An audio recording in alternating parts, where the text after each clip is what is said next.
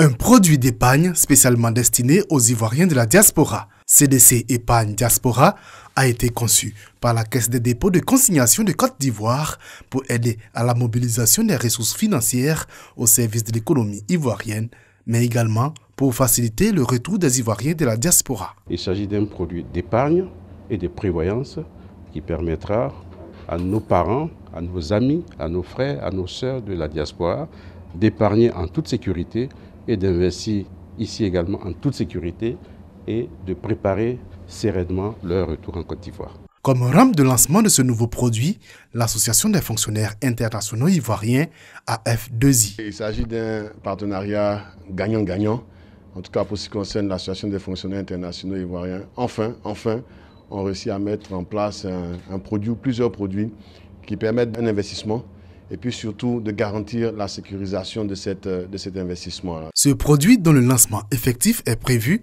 dans les prochains mois, offrira des avantages comme un accès au financement de projets immobiliers ou une épargne retraite complémentaire en Côte d'Ivoire.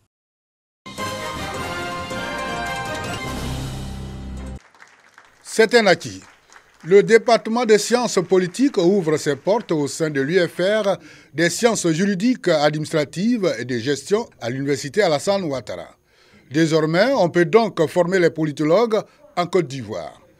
L'ouverture solennelle de cette unité pédagogique, occasion pour les sommités de l'université Alassane Ouattara d'animer des causeries débats autour du thème « La paix démocratique ». Des réflexions qui non seulement ont informé les participants sur la formation dispensée au sein du master en sciences politiques, mais également contribueront à la consolidation de la paix sociale en Côte d'Ivoire. La science politique est une discipline majeure, mais qui malheureusement est méconnue en Afrique subsaharienne. Et l'esprit de ce master, de ce département, c'est d'apporter une contribution essentielle à la compréhension des phénomènes politiques. Responsables de l'université et étudiants, heureux de l'intégration du master sciences politiques au sein de leur institution. En tant que premier responsable de l'UFR, j'avais mal, et j'avais vraiment mal, de voir que toutes les fois que nous voulons organiser à l'UFR des activités liées aux sciences politiques, nous sommes obligés d'aller chercher ailleurs. Nous allons avoir des étudiants qui viendront d'autres pays, d'autres horizons de la Côte d'Ivoire et qui viendront s'inscrire ici. C'est déjà du point de vue de l'image de marque de l'université. Nous voyons d'autres amis, d'autres étudiants qui, pour s'offrir ces études en sciences politiques, sont obligés de faire des économies et d'aller à l'extérieur, de voyager. Mais aujourd'hui, avec cette aubaine qui nous est donnée, nous autres, amoureux de la science politique, désireux d'apporter le développement en Côte d'Ivoire, nous pouvons nous former. Baptême de la première promotion et lancement officiel du club sciences politiques ont mis fin à la rencontre.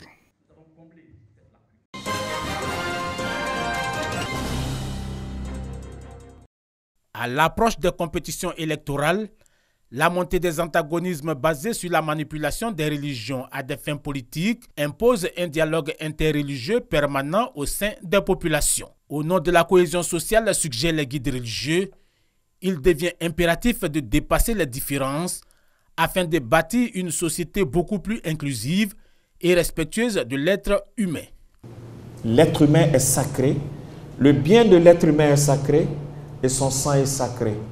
Cela veut dire simplement qu'un être humain n'a pas le droit d'offenser un être humain dans son intégrité, dans sa dignité, à plus forte raison dans son bien, c'est-à-dire gaspiller son bien. La question électorale est certes délicate, mais mérite aujourd'hui d'être posée en toute objectivité au regard de la teinture religieuse que semble revêtir certains discours politiques. Il convient dès maintenant de s'arrêter. En nous asseyant à la même table et en laissant l'autre librement expliquer sa vision des choses de la vie, qu'on pourra arriver à un consensus. Mais on ne peut pas juger les gens de l'extérieur. On ne peut pas rester loin et donner sa propre image que nous concevons de la vie de l'autre. Par cette rencontre, il s'agit de redécouvrir l'essence même de la religion, c'est-à-dire sa raison d'être.